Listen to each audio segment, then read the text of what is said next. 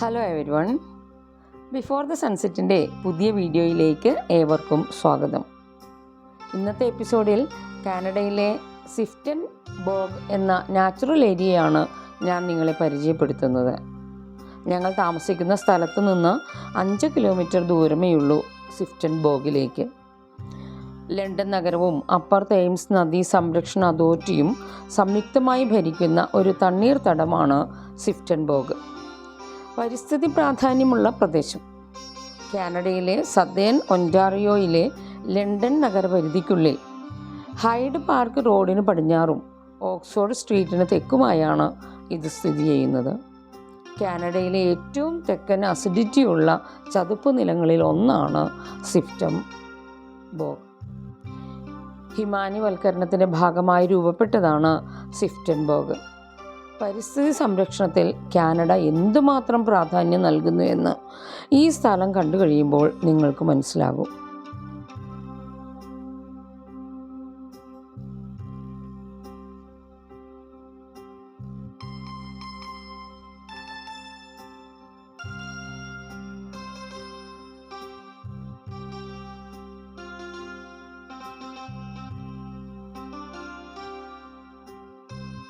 നമ്മുടെ ഡെസ്റ്റിനേഷനിൽ എത്തിക്കഴിഞ്ഞു. നാട്ടിലെ പോലെ വലിയ ബോർഡുകളോ മതിലുകളോ ടിക്കറ്റ് കൗണ്ടറുകളോ ഒന്നും ഇവിടെ കണ്ടില്ല.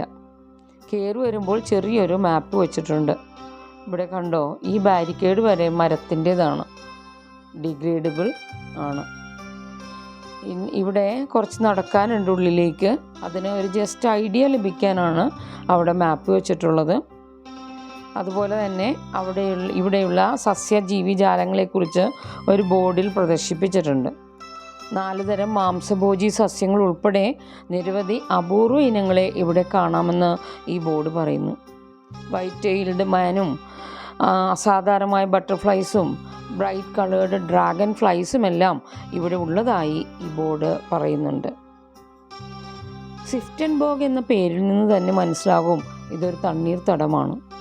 അതുകൊണ്ട് തന്നെ ഇവിടെ പണിത് വെച്ചിരിക്കുന്ന വുഡൻ പാത്തിലൂടെ വേണം നമുക്ക് മുന്നോട്ട് പോകാനായിട്ട്. 2 സൈഡിലും സ്വാമ്പും അതേപോലെ വെള്ളമൊക്കെയാണ്. അതുകൊണ്ട് അങ്ങോട്ട് കടക്കാൻ പാടില്ല. കാല് വെച്ചാൽ താഴേക്ക് കുഴിഞ്ഞു പോകും.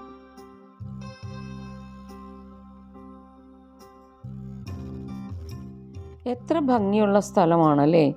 പ്രകൃതി ആസ്വാദകർക്ക് ഇത് പറുദീസയാണ് കേട്ടോ. ഇവിടുത്തെ സമ്മറാണ് ഇപ്പോൾ. സമ്മറിലായാലും ഇലകൊഴിയുന്ന ഫോളിലായാലും മഞ്ഞുമൂടിക്കിടക്കുന്ന വിൻ്ററിലായാലും ഇവിടെ അതിമനോഹരമാണ്. മഞ്ഞുകാലത്ത് ഇവിടെ ആകെ മഞ്ഞു മൂടിക്കിടക്കും. ഫോളിൽ ഈ കാണുന്ന മരങ്ങളിലൊന്നും ഇലകളുണ്ടാകില്ല.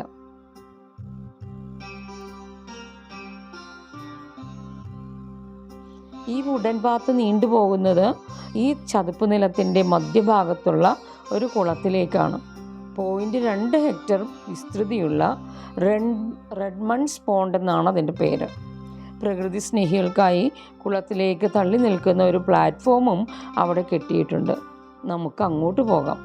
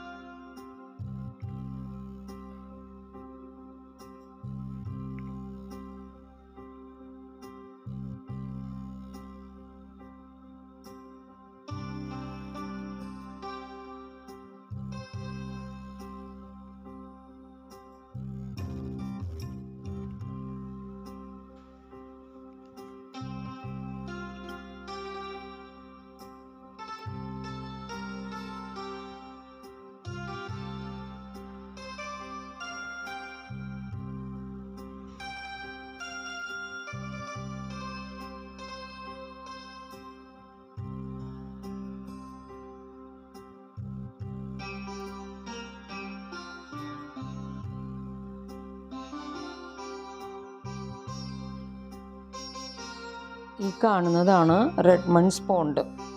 പ്രകൃതി ആസ്വദിക്കാനും ചിത്രം വരക്കാനും മെഡിറ്റേഷനായിട്ടും ഈവനിങ് വാക്കിനും സൈക്ലിങ്ങിനും ഒക്കെ ആളുകൾ ഇവിടെ എത്തിച്ചേരാറുണ്ട്.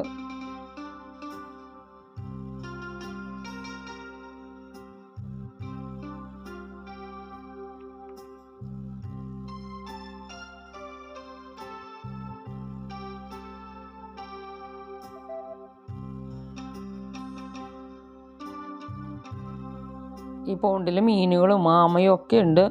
ഓരോ സീസണിലും ഇവിടെ ഓരോ ഭംഗിയാണ്.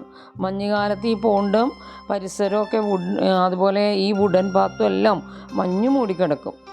ഇല പൊഴിയും കാലത്ത് ഇവിടുത്തെ സസ്യങ്ങളെല്ലാം ഇലകൾ പൊഴിഞ്ഞു നിൽക്കും. ഈ സമ്മർ സീസണിൽ ഇതുപോലെ സസ്യങ്ങളും പരിസരവും നല്ല പ്ലസൻ്റായി നിൽക്കും.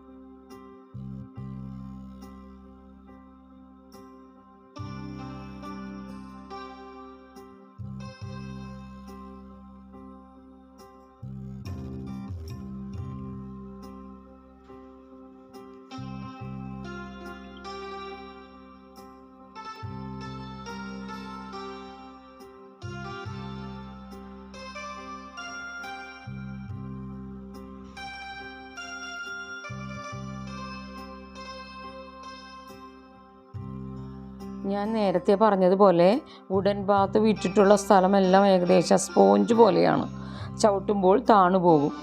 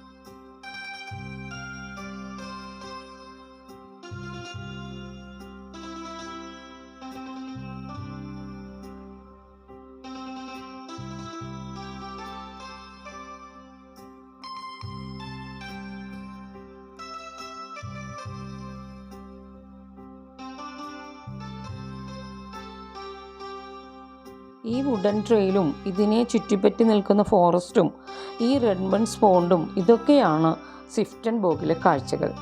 ഇവിടുത്തെ കാഴ്ചകളും സ്വിഫ്റ്റൻബോർഗും നിങ്ങൾക്ക് ഇഷ്ടമായോ?